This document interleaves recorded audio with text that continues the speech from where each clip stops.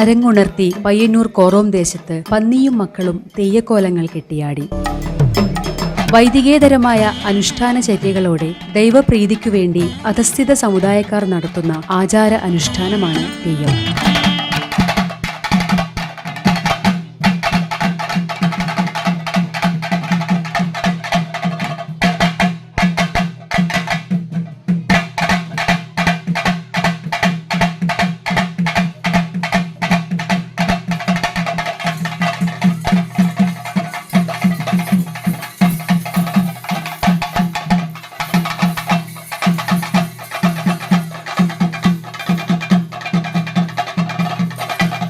ദൈവം എന്നതിന്റെ വാമൊഴി രൂപമാണത്രേ തെയ്യം.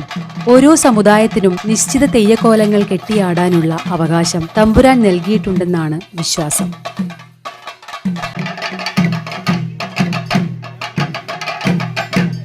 പണ്ടുകാലത്ത് കോറോം ദേശത്തെ വയലുകളിലെ കാർഷിക വിളകളൊക്കെ കാട്ടുപന്നികൾ വന്ന് നശിപ്പിക്കാറുണ്ടത്രേ.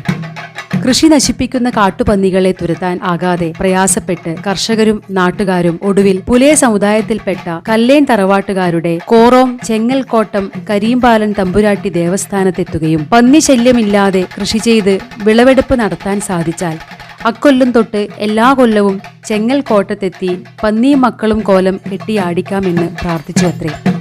അപ്രകാരം വിളകൾ ലഭിക്കുകയും തുടർന്ന് ചെങ്ങൽക്കോട്ടത്തെത്തി കോലങ്ങൾ കെട്ടിയാടിച്ചു എന്നുമാണ് പറയപ്പെടുന്നത്.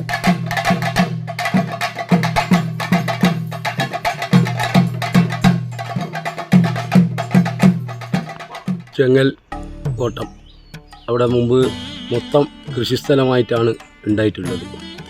അപ്പോൾ പനയന്തട്ട തറവാട്ടുകാരും മറ്റ് സമുദായങ്ങളുടെ വകയുള്ള കൃഷിസ്ഥലമാണ് അവിടെ ഉണ്ടായിട്ടുള്ളത്. അതിരൂക്ഷമായ പന്നിയുടെ ശല്യം കൊണ്ട് നെൽകൃഷികളും മറ്റ് കാർഷിക ഉൽപ്പന്നങ്ങളും ഒക്കെ നശിച്ചു പോയ ഒരവസ്ഥയാണ് ആ കാലങ്ങളിൽ ഉണ്ടായിട്ടുള്ളത്. കല്ലേൻ തറവാട്ടിലത്തെ പൂർവിക കാരണന്മാർ, വലിയ സമുദായത്തിൽപ്പെട്ട കാരണന്മാരാണ് ആ കൃഷിപ്പണികളും മറ്റുമൊക്കെ ചെയ്തിട്ടുള്ളത്.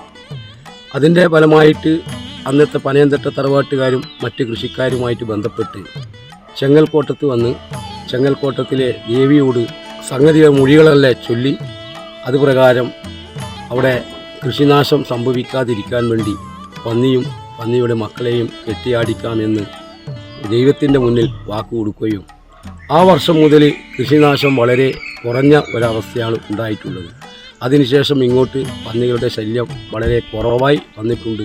അതിൻ്റെ ഓർമ്മ നിലനിർത്തുക എന്നുള്ള ഒരു ലക്ഷ്യത്തോടു കൂടിയാണ് ചെങ്ങൽക്കോട്ടത്ത് ഇന്നും പന്നിയും മക്കളെയും കെട്ടിയാടുന്നു. തെയ്യവും കൃഷിയും തമ്മിലുള്ള ബന്ധത്തിന് ഏറ്റവും നല്ല ഉദാഹരണം കൂടിയാണ് പന്നിയും മക്കളും തെയ്യക്കോലങ്ങളെന്ന് പറയാതെ വയ്യ.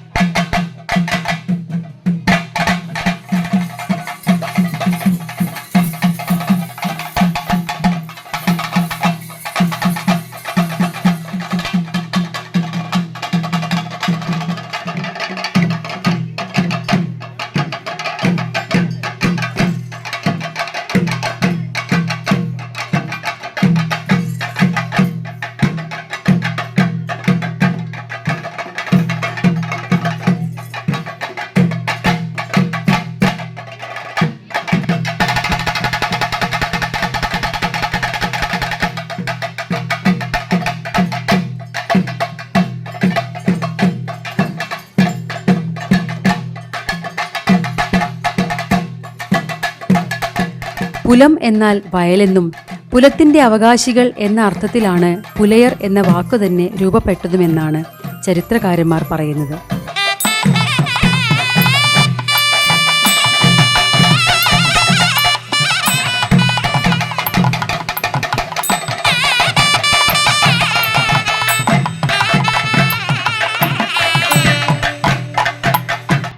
Three dots media, Payyanur.